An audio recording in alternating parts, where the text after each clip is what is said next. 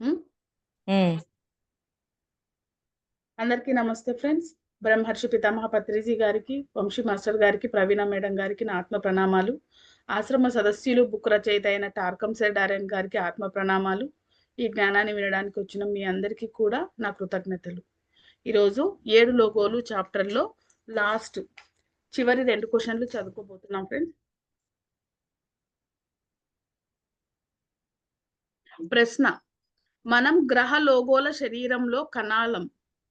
ఆ శరీరంలో భిన్నమైన విధులు నిర్వర్తించడానికి మనం సమూహాలుగా ఏర్పడతాం. దీనికి మనం ఒక భౌతిక ప్రదేశంలో ఉండడానికి ఏమైనా సంబంధం ఉందా?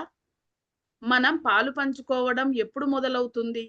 ఇది ప్రశ్న మేడం. హ్మ్. మళ్ళీ చదవమంటారా క్వశ్చన్? మళ్ళీ చదువు. మనం గ్రహ లోగోల శరీరంలో కణాలం. ఆ శరీరంలో భిన్నమైన విధులు నిర్వర్తించడానికి మనం సమూహాలుగా ఏర్పడతాము. హ్మ్. దీనికి మనం ఒక భౌతిక ప్రదేశంలో ఉండడానికి ఏమైనా సంబంధం ఉందా? మనం అంటే పాలు గ పం హ్మ్. హ్మ్.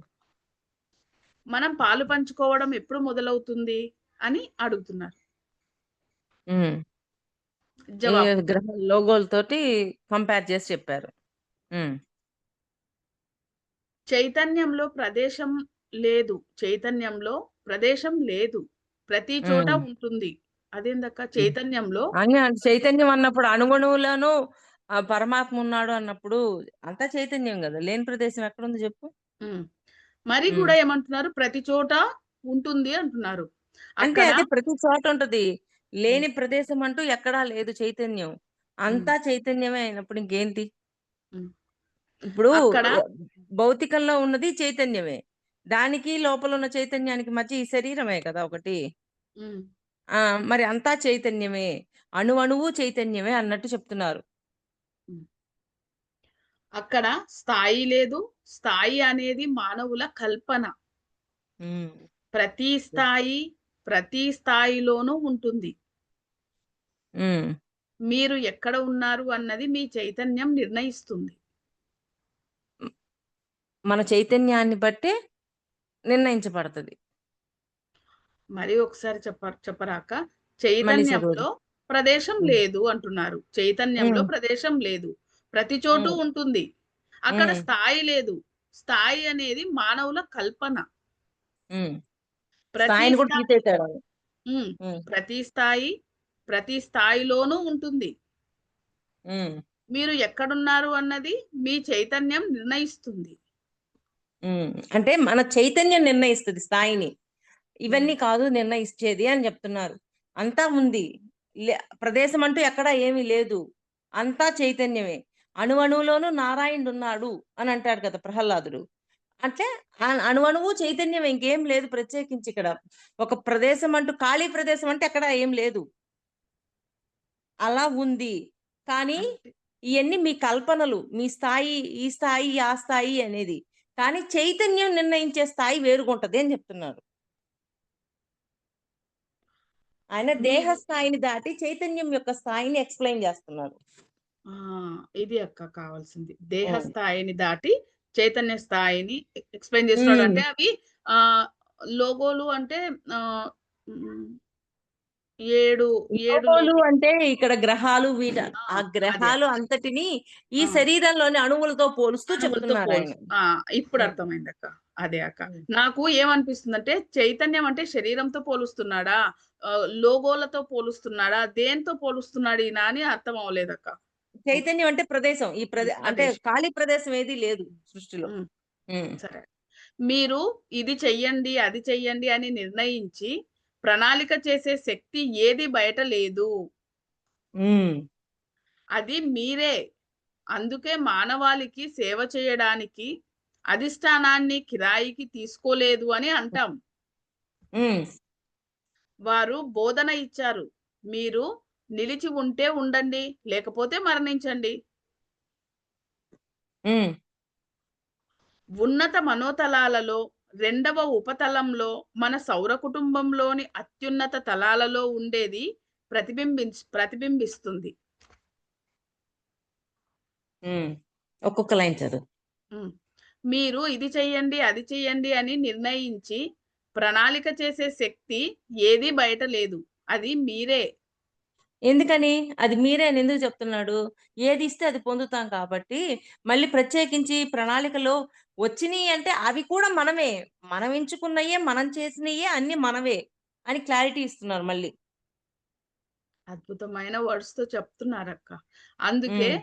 మానవాళికి సేవ చేయడానికి అధిష్టానానికి కిరాయికి తీసుకోలేదు అని అంటారు.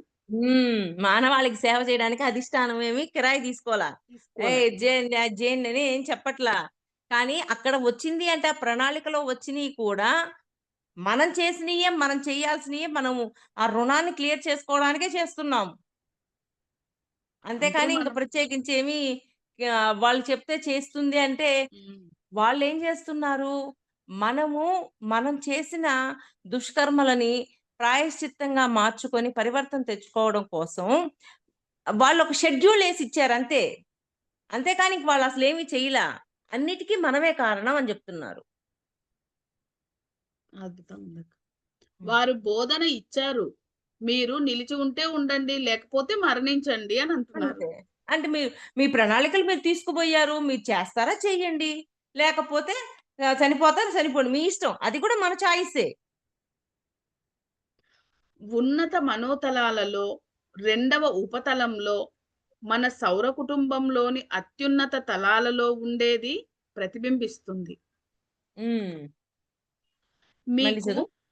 ఉన్నత మనోతలాలలో రెండవ ఉపతలంలో మన సౌర కుటుంబంలోని అత్యున్నత తలాలలో ఉండేదే ప్రతిబింబిస్తుంది. అంటే ఇక్కడ ఏదైతే ఉందో అక్కడ గూడా అదే ఉంది అని జెప్తున్నారు. హ్మ్. రెండింటి అక్కడ ప్రతిబింబమే ఇక్కడ ఉంది. ఇక్కడ ప్రతిబింబమే అక్కడ ఉంది. మీకు అక్కడ సప్త పురుషులు ఒక్కొక్కరు సమూహ ఆత్మలతో కూర్చబడిన వారు.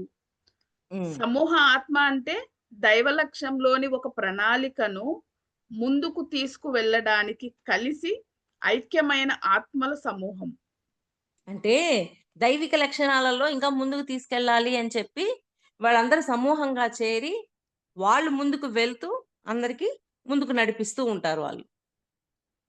గ్రహ లోగోల కలశం అంటే గ్రహ లోగోల ఉన్నత కార్యాలయము అని. హ్మ్. లక్షలాది ఉపదేశకులు ఆ కార్యాలయంలో కలశంగా పనిచేస్తారు. ఆ! సౌర ఉపదేశకులు హ్మ్. ఆ లక్ష్యం. కార్యాలయంలో హ్మ్. లక్షలాది ఉపదేశకులు ఆ హ్మ్. కార్యాలయంలో ఒక కలశంగా పనిచేస్తారు. అంటే ఒక కలశంగా అంటే కలశం అంటే చాలా ముఖ్యమైనది. హ్మ్. దివ్యత్వంతో కూడింది కదా! ఆ! అలాగా ఆ దివ్యత్వంలో ఉన్న వాళ్ళందరూ ఒక మాట మీదే నిలబడుంటారు. ఇలా. సౌర లోగోల అనాహత చక్రంలో మీ హృదయానికి 10 బిలియన్ల కణాలు ఉంటాయి. హ్మ్. ఆయన హృదయం ఆయన హృదయం 3,00,000 బిలియన్ల కణాలతో తయారు చేయబడుతుంది. మళ్ళీ చెప్పు. వాటిలో మళ్ళీ చదువు ఆ లైను. హ్మ్. గ్రహలోగోల కలశం అంటే గ్రహలోగోల ఉన్నత కార్యాలయము అని. అవును. లక్షలాది ఉపదేశకులు ఆ కార్యాలయంలో ఒక కలశంగా పనిచేస్తారు. హ్మ్. సౌర లోగోల అనాహత చక్రంలో మీ హ్మ్. హృదయానికి 10 బిలియన్ల కణాలు ఉంటాయి. హ్మ్. ఆయన హృదయం ఆయన హృదయం అంటే ఎవరి హృదయం అని? సౌర మండలంలో ఉన్న మాస్టర్స్ ఉన్న యొక్క హృదయం. ఓకే అక్క. ఆయన హ్మ్. హృదయం 3,00,000 బిలియన్ల కణాలతో తయారు చేయబడి ఉంటుంది. అంటే మన హృదయమేమో 10,000,000,000 అది 3,00,000 బిలియన్ల కణాలతో వాళ్ళ హృదయం. అంటే వాళ్ళ హృదయం అంత ప్యూరిటీ తోటి, అంత దివ్యత్వంతోటి, అంత దైవంతోటి ఉంటది అని. అంటే హ్మ్. మన హృదయాన్ని, వాళ్ళ హృదయాన్ని కంపేర్ చేస్తూ చెప్తున్నారు. మన ఓకే. హృదయము 10 బిలియన్సే. హ్మ్. వాళ్ళది 3,00,000 బిలియన్స్. హ్మ్. హ్మ్. వాటిలో ప్రతి ఒక్కరూ 9వ స్థాయి ఉపదేశం పొందినవారు అంటక్క. హ్మ్. ప్రతి ఒక్కరు 9వ 9వ స్థాయి స్థాయి ఉపదేశం. ఉపదేశం పొందినవారు. అది. లోటస్ సూత్రంలో చెప్పబడిన బుద్ధులు వారే. హ్మ్. మీరు ఒక నక్షత్ర మండలంగా భావించుకునే భావించుకుంటే మీలోని ప్రతి అణువు, ప్రతి క్షణం మాస్టర్లు.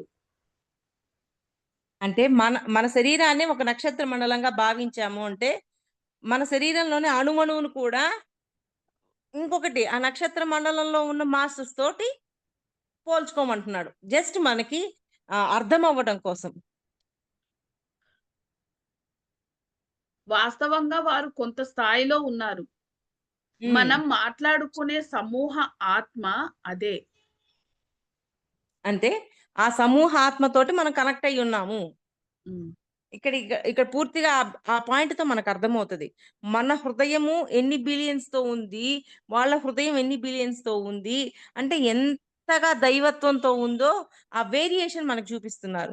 మరి ఆ 3,00,000 అంటే అది అవ్వాలంటే మన హృదయం ఇంక ఎన్ని జన్మలెత్తాలో. హ్మ్. నిన్న మనం భగవద్గీతలో కృష్ణుడు ఒక మాట చెప్తాడు. మనము సూక్ష్మ రూపంలో జన్మ తీసుకొని జన్మలన్నీ అయిపోయి ఇంక జన్మ తీసుకోవడానికి లేదు. పూర్ణత్వం సాధించేది ఇయన్నీ కలిపి ఒక ప్లానెట్‌లో ఎక్కడ నారాయణుడిదా? ఒక ప్లానెట్‌లో ఒక పగలు, ఒక రాత్రితో సమానం. ఒక పగలు, ఒక రాత్రి మన ఈ 1,00,000 జన్మలు కాలమానం డిఫరెన్స్. అలా చెప్పాడు. ఇక్కడ హృదయానికి డిఫరెన్స్ చెప్తున్నారు. వాళ్ళ హృదయం ఎలా ఉంటది, మన హృదయం ఎలా ఉంటదో డిఫరెన్స్ అద్భుతంగా చెప్పారు. ఒక పగలు బ్రహ్మలోకం. బ్రహ్మలోకంలో ఒక పగలు, ఒక రాత్రి, మన ఈ 1,00,000 జన్మలు అంతకాలం. అక్కడ ఒక పగలు, రాత్రితో సమానం.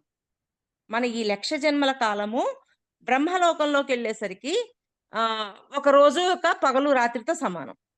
అంటే ఇక్కడ కాలమానం ఇట్లా ఉంది. అక్కడ కాలమానం పోయే కొద్దీ కాలమానం తగ్గిపోద్ది. అందుకే మన ఒక జన్మ అక్కడ ఒక సెకను అట్లా చెప్తారనమాట. అట్టా మనము పై ఉన్న తలాల్లోకి వెళ్ళే కొద్దీ కాల పరిమితి తగ్గిపోతూ ఉంటుంది. ఇక్కడ ఇంత కాలము, అక్కడ ఒక్క సెకనే.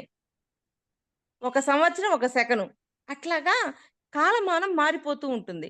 ఈ కాలమానం మారుతూ ఉండే కొద్దీ వాళ్ళలో దైవత్వం గూడా అంటే దైవత్వం పెరిగే కొద్దీ వీళ్ళ కాలమానం గూడా మారిపోతుంది అనిపిచ్చింది. ఉన్నత తలాల్లోకి వెళ్ళే కొద్దీ ఇప్పుడు చెప్పినట్లు హృదయం యొక్క విలువ గురించి చెప్పారు గదా!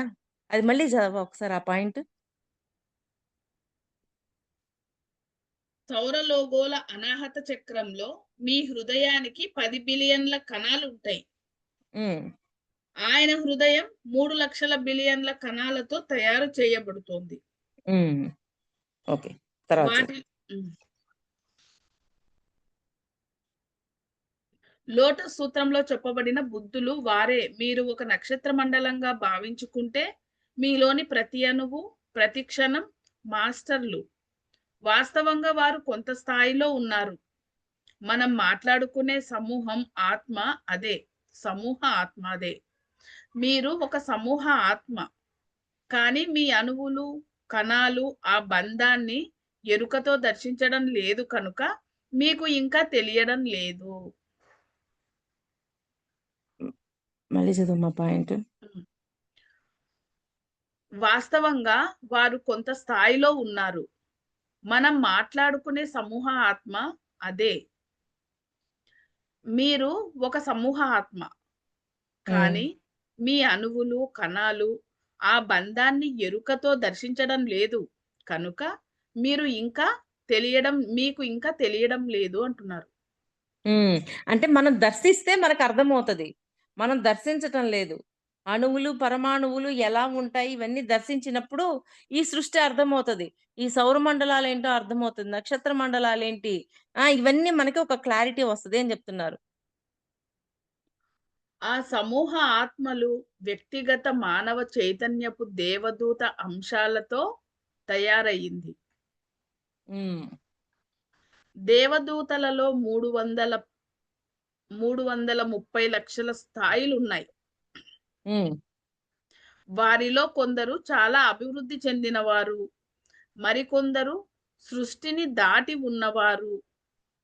వారిని కేవలం ఊహించగలము. ఉమ్, అంతరిక్షంలో మనం చేసే సృష్టి ఒక కమలం. మహాత్ముల ప్రకారం మీరు అంతరిక్షంలోకి వెళ్ళి అంతా చూసినప్పుడు అక్కడ విచ్చుకుంటున్న కమలం కనిపిస్తుంది. ఉమ్, అది దాటిన దేవదూతలు కూడా ఉంటారు. ఆ పైన కృష్ణ బిలాలు, ఉమ్. సాంద్రీకరించబడిన శక్తి ఉంటాయి. అంటే ఆ కమలంతో ఆగిపోయిందేమో, అయిపోయింది, సహస్రార ఓపెన్ అయితే అయిపోయింది అనుకుంటున్నారేమో. దానికి పైన మళ్ళీ కృష్ణ బిలం కృష్ణ ఇంకా బిలాలు. ఉన్నాయి, ఇంకా ఉన్నాయి అని చెప్తున్నారు. ఎందుకంటే మీరు ఇక్కడే తనుకొని తలకలు పోసుకోమాకండి. వాడన్నాడు, వాడట్టన్నాడు, వీడి ఇట్టన్నాడు, వాడు నన్ను విమర్శించాడు అనుకొని గింజుకొని ఇక్కడే కూర్చున్నారు అంటే ఆ ఇంకా చాలా ఉంది తెలుసుకోవాల్సింది, ఇంకా చాలా ముందుకు వెళ్ళాలి మనం. ఇవన్నీ వదలడం నేర్చుకోండి అని చెప్తున్నాడు ఆయన. మన అందుకని సౌరదేవ అందుకని కృష్ణ బిలం ఇంకా ఇంకా ఉన్నాయని మనకి క్లారిటీ ఇస్తున్నారు. మన ఎందుకు సౌరదేవ ప్రతి దానికి పీకుడు లాకుడు వదిలేసేసి మనం ఇంకా ఎదగాలి అనే పదాన్ని పట్టుకొని ముందుకెళ్ళడం అనేది చెయ్యాలి. అందుకే ఆ నేను నాది వదలండి అనేది. అంటే ఎంతవరకు ఉండాలో అంతవరకు, అంతే. ఉమ్, మన సౌర దేవదూతలు అధిష్టానంలో భాగాలు. వారు అన్ని స్థాయిల ఉపదేశం పొందినవారు. మీ ఉమ్, లోపల కూడా ఒక ఉపదేశి ఉన్నాడు. మనోతలపు రెండవ ఉపతలంలో మాస్టర్లకు చెందిన సమూహాలు ఉంటాయి. ఉమ్. గ్రహ లోగోలకు మనోతలం ఉండదు. మనోతలం ఆయన చైతన్యపు ద్వారం కింద ఉంటుంది. అంటే మనోతలం ఇక్కడ ఉన్న వాళ్ళకి, ఆ పైన ఉన్న వాళ్ళకి మనోతలం ఏమి ఉండదు. ఉమ్, వాళ్ళందరూ అదే ఇందాక చెప్పారు, కలిసం లాగా అని. ఉమ్. ఉమ్, అంతరిక్షంలో ఆయన వాస్తవ శరీరం అంతరావబోధ పదార్థంతో నిర్మించబడి ఉంటుంది. ఉమ్. భౌతిక గ్రహం ఆయన శరీరాన్ని చేరుకొని పనిచేయడానికై పెంపొందగల జీవరూపాలను ఇవ్వబడిన మూతక ప్రతిబింబం. ముతక ప్రతిబింబం. ముతక. మళ్ళీ చదువు. ఉమ్. అంతరిక్షంలో ఆయన వాస్తవ శరీరం అంతరావబోధ పదార్థంతో నిర్మించబడి ఉంటుంది. అంతరావబోధ పదార్థంతో నిర్మించబడి ఉంటది వాస్తవ శరీరం. ఉమ్, భౌతిక గ్రహం ఆయన శరీరాన్ని చేరుకొని పనిచేయడానికై పెంపొందగల జీవరూపాలకు ఇవ్వబడిన ముతక ప్రతిబింబం. అంటే భౌతికంగా ఉన్న వీళ్ళకి కనిపించేది వేరో ప్రతిబింబం, అంతరావబోధకు సంబంధించింది వేరో ప్రతిబింబం. రెండు ప్రతిబింబాలు ఒకటి కాదు. ఉమ్, జీవమున్న వాటికైతే ముతక ప్రతిబింబం అంటే ఈ శరీరం ఉమ్, అని అక్క. ఉమ్. అంటే ఇప్పుడు భౌతిక దేహంతో చూసినప్పుడు ఇది కదా కనిపించేది దేహము. మరి ఉమ్, అంతరావ బోధతో చూస్తే ఆత్మ కదా, జీవాత్మ అవును. కదా. మరి ఉమ్, రెండు వేరు వేరు కదా. ఈ దేహం అవును. మారిపోతుంది కదా జన్మ జన్మకి. స్వర్గంలో మనుష్యుల మూలం సౌర కుటుంబపు అనుతలంలో వారి జీవితానికి కారణం. దానినే మనం ఆది లేదా మొదటి తలం అంటాము. ఉమ్, స్వర్గంలో మనుష్యుల మూలం సౌర కుటుంబపు అనుతలంలో వారి జీవితానికి కారణం. ఉమ్. దానినే మనం ఆది లేదా మొదటి తలం అంటాము. అంటే మొదటి తలం గురించి చెప్తున్నారు. ఉమ్. ఈ సమూహాలన్నీ ఒక మాస్టర్ చుట్టూ రూపొంది ఆయన ఆరాతో చుట్టముట్టబడి ఆయన చైతన్యంలో జతపరచబడి ఉంటాయి. అంటే ఆయనతో కనెక్ట్ అయ్యి ఉంటాయని ఉమ్. ఈ సమూహాలన్నీ ఒక ఒక మాస్టర్ చుట్టూ ఉండి ఆయనతో కనెక్ట్ అయ్యి ఉంటాయి. అది అవి ఆయన అహపు కిరణం వంటివే కలిగి ఉమ్, ఉన్న వారితో కానీ లేదా ఒకే పరమాణువు కిరణం కలిగి ఉన్న వారితో కానీ కూడి ఉంటాయి. ఉమ్, అహపు కిరణం వంటివే కలిగి ఉన్న వారితో కానీ లేదా ఉమ్. ఒక పరమాణువు కిరణం కలిగి ఉన్న వారితో కానీ కూడి ఉంటాయి. అంటే రెండు రకాలకు చెందిన మనుష్యులు అంటున్నారు. అంటే ఆ సమూహాలు ఒక మాస్టర్ తో కనెక్ట్ అయి ఉంటాయి కదా. ఆ ఉమ్. సమూహాల్లో ఇలాగా ఉండొచ్చు, ఇలాగా ఉండొచ్చు అని చెప్తున్నారు. ఆ రెండు రకాలు ఏంటో చెప్పారక్క. ఆ మొదటి అది. రకం, ఉమ్. మొదటి రెండవ ఉపదేశాలకు సిద్ధమవుతున్న వారు అహపు కిరణాన్ని తీసుకుంటారట. మొదటి స్టార్టింగ్ వాళ్ళు అహంతో ఉంటారు. రెండవది తర్వాత 2 ఉపదేశాలకు సిద్ధమవుతున్న వారు పరమాణువు కిరణాన్ని తీసుకుంటారు. అంటే పరమాణువును కూడా అర్థం చేసుకోగలుగుతారు. మొదటి ఉపదేశం తీసుకునే వాళ్ళు ఎలా ఉంటారు? అహపు కిరణాన్ని అహంతో ఉంటారు. అంటే ఈ వాళ్ళకి ఎంతసేపటికి పక్కనోడిని కూడా వాడి శక్తి తీసుకోవాలి, పక్కనోడిది నేను పొందాలి, నేనే గొప్ప, నేనే ఈ సృష్టిలో అలాగా గొప్పగా ఊహిస్తూ అహంలో ఉంటాడు. కానీ ఎప్పుడైతే రెండవ ఉపదేశంలోకెళ్తారో వాళ్ళకి పరమాణువు గురించి కూడా అర్థమవుతుంది కాబట్టి దాన్ని దాటతారు.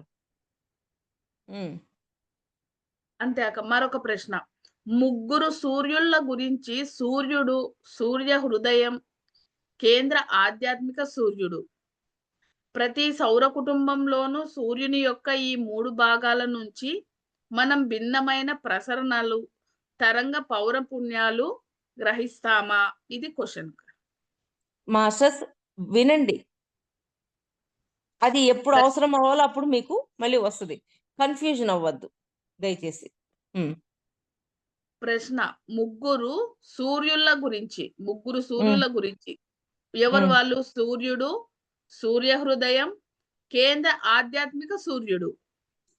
హ్మ్. ప్రతి సౌర కుటుంబంలోనూ సూర్యుని యొక్క ఈ 3 భాగాల నుంచి మనం భిన్నమైన ప్రసరణలను, తరంగ పౌనఃపున్యాలు గ్రహిస్తామా అని అడుగుతున్నారు. ఇది క్వెషన్. అంటే సూర్యుని యొక్క హృదయం, హృదయం, ఆధ్యాత్మిక సూర్యుడు. కేంద్ర ఆధ్యాత్మిక సూర్యుడు. కేంద్రంలో ఉండేది ఆధ్యాత్మికం మూలం. హ్మ్. హ్మ్. హ్మ్. వీటి మూడింటి ప్రతి నుంచి 3 రకాల పౌనఃపున్యాలొస్తాయిగా. మూడింటి నుంచి ఆ! ఒకే ఇప్పుడు వీణ నుంచి ఒక పౌనఃపున్యం వస్తది. జీవాత్మ నుంచి ఒకటొస్తది. ఆత్మ నుంచి ఒక పౌనఃపున్యం వస్తది. నేను ఒకదానికి రియాక్ట్ అవుతా. నా లోపలిది పూర్తిగా రియాక్ట్ అవ్వదు. అది రియాక్ట్ అవ్వకుండా కూల్‌గా ఆన్సర్ చేసుకుంటది. అలాగా ఆ పౌనఃపున్యం అనేది మారిపోతూ ఉంటుంది. హ్మ్. జవాబు అక్క. అంటే ఇక్కడేమంటున్నారు ఈయన లేదు అంటున్నారు. హ్మ్. 3 ఉంటాయి కానీ, మీ ఉపదేశ స్థాయికి అనుగుణంగా మీరు స్వీకరిస్తారు. హ్మ్. అది. మూడవ ఉపదేశం వరకు భౌతిక సూర్యుడి నుంచి ప్రాణాన్ని గ్రహిస్తారు. హ్మ్. మూడవ ఉపదేశం తరువాత, నాలుగవ ఉపదేశం వరకు సూర్యుని హృదయం నుంచి శక్తిని గ్రహిస్తారు. అంటే మూడవ దాంట్లో ఉన్నవాళ్ళు సూర్యుడి యొక్క సూర్యుడి భౌతిక నుండి శరీరం నుంచి శక్తిని తీసుకుంటారు. అంటే తర్వాత నాలుగో ఉపదేశంలోకెళ్ళిన వాళ్ళు ఆ సూర్యుడిని హృదయం. హృదయం నుంచి తీసుకుంటారు. అంటే సూర్యుని హృదయంతో కనెక్ట్ అయ్యి ఉంటారని. హ్మ్. ఆ కనెక్ట్ అవ్వటం వల్ల వచ్చే జ్ఞానం మారిపోతూ ఉంటుంది గదా! అట్లా. మీరు ఒక చోహానుగా మారి, 6వ స్థాయి ఉపదేశం పొందినప్పుడు కేంద్ర ఆధ్యాత్మిక సూర్యుడి నుంచి శక్తిని స్వీకరిస్తారు. హ్మ్. అంతే అక్క. ఈ రోజుతో 4 లోగోల చాప్టర్ కంప్లీట్ అయింది ఫ్రెండ్స్.